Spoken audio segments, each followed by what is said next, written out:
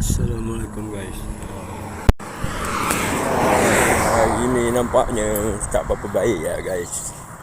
Kita berada dekat jalan Sungai Rengit, Kota Tinggi guys. Hari ni nak pergi tempat kerja guys. Kereta kita bermasalah pula.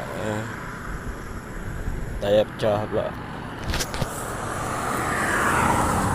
Boleh tengok tu guys. Nampak sana. Aduh, nasib baik tak meletup patutlah bergegas macam. Dah lah tayar spare tak ada.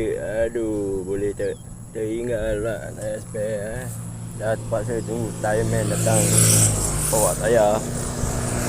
Aduh, pagi-pagi ni hilang mood nak kerja. Tengok Powerman tunggu Powerman lah.